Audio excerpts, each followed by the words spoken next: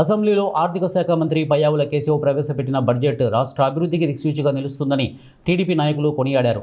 Parvathipuram TDP కార్యాలయంలో ఏర్పాటు చేసినటువంటి మీడియా సమావేశంలో నాయకులు మాట్లాడుతూ ముఖ్యమంత్రి చంద్రబాబుకు రాష్ట్ర అభివృద్ధి పట్ల విశ్వాసానికి ప్రతీకగా ఈ బడ్జెట్ నిలుస్తుందని పేర్కొన్నారు. గత వైసీపీ ప్రభుత్వం వదిలిపెట్టిన ఫీజు రియంబర్స్మెంట్ సహా అనేక బాకీలను తీరుస్తూనే అభివృద్ధి సంక్షేమం, పెన్షన్ పెంపు, పారిశ్రామిక ప్రగతి గణనీయంగా రాష్ట్రంలో అభివృద్ధి చెందుతున్నాయని వెల్లడించారు. మంత్రి నారా లోకేష్ విద్యా వ్యవస్థను ప్రక్షాళన చేయాలనే లక్ష్యంతో 1200 కోట్ల రూపాయల నిధులను విడుదల చేశారని గుర్తు చేశారు. విద్యారంగంలో విప్లవాత్మకమైన చర్యలు చేపట్టిన మంత్రి లోకేష్పై వైసీపీ నాయకులకు విమర్శలు చేస్తున్నారని మండిపడ్డారు. బడ్జెట్పై ఏ వేదికపై అయినా చర్చకు సిద్ధంగా ఉన్నామని, ధైర్యం ఉంటే ముందుకు రావాలని వైసీపీ నాయకులకు వారు సవాల్ విసిరారు.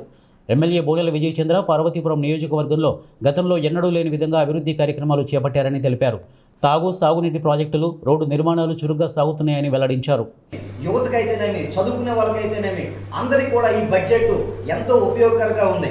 గత ప్రభుత్వంలో విధ్వంసం నుంచి ఈరోజు మన కూటమి ప్రభుత్వం అభివృద్ధి వైపు, సంక్షేమం వైపు ఈ బడ్జెట్ పరుగులు పెడుతుందని చెప్పేసి రాష్ట్ర ప్రజానికి అందరూ కూడా ఎంతో హర్షం వ్యక్తం చేస్తున్నారు. అలాగే ఈరోజు మా యువ నాయకులు లోకేష్ అన్న గారు ఫీజు రియంబర్స్మెంట్ 1200 కోట్లు విడుదల చేయడం జరిగింది. దీని పట్ల యువత, చదువుకునే ప్రతి ఒక్క యువత, చదువుకునే కుర్రవాళ్ళందరూ కూడా, అలాగే వాళ్ళ తల్లిదండ్రులు కూడా ఎంతో హర్షం వ్యక్తం చేస్తున్నారు. ఎందుకంటే గత ప్రభుత్వంలో వైఎస్ జగన్మోహన్ రెడ్డి ముఖ్యమంత్రిగా ఉన్న కాలంలో రైతులకి కొనుగోలు కేంద్రంలో ధాన్యం బకాయిలు ఇచ్చారండి. ఉపాధి హామీ పథకంలో వాళ్ళకి బకాయిలు ఇచ్చారండి.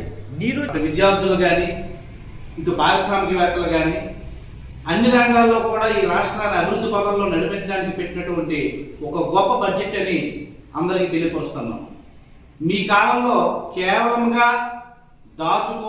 దోచుకోవడం మేట నొక్కడమే తప్ప బడ్జెట్ అనేటటువంటిది ఏ రోజు ఈ రాష్ట్రానికి ఉపయోగం లేనటువంటి విధంగా మీరు తీసుకెళ్లారు. ఈరోజు మా గౌరవ ముఖ్యమంత్రి వర్యులు శ్రీ నారా చంద్రబాబు నాయుడు గారి నాయకత్వంలో, మా యువ నాయకులు శ్రీ నారా లోకేష్ బాబు గారి నాయకత్వంలో, అలాగే డిప్యూటీ ముఖ్యమంత్రి పవన్ కళ్యాణ్ గారి నాయకత్వంలో ఈ రాష్ట్రం యొక్క ప్రజలు ఏదైతే కోరుకుంటున్నారో, ఈ రాష్ట్రం ఏ రకంగా ముందుకెళ్లాలనే ఒక నూతన వలవను సృష్టించి ఈ బడ్జెట్ ప్రవేశపెట్టడం జరిగింది.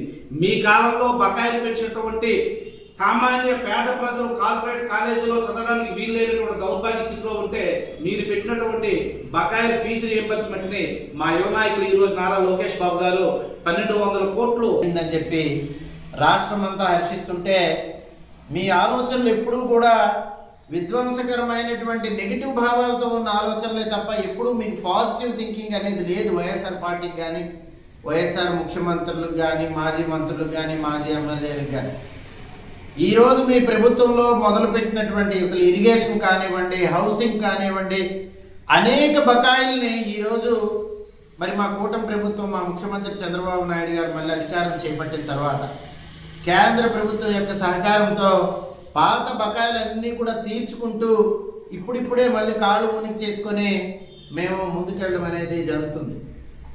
ఈరోజు ఎప్పుడూ మీ ఆలోచనలు విధ్వంసమే, మా ఆలోచనలు అభివృద్ధి. మీకు 175 నియోజకవర్గాల్లో మీకు నచ్చిన నియోజకవర్గం తీసుకోండి. 18 నెలల కాలంలో మేము చేసినటువంటి అభివృద్ధికి, ఆ రోజు మీరు 5 సంవత్సరాల్లో చేసినటువంటి అభివృద్ధికి కూడా మనం వేరీ చేసుకున్నాం. ₹1 కనీసం తగ్గినా మీరు ఏం చేసినా మేము దానికి ఒప్పుకుంటాం తప్ప ఎప్పుడు కూడా మంచిని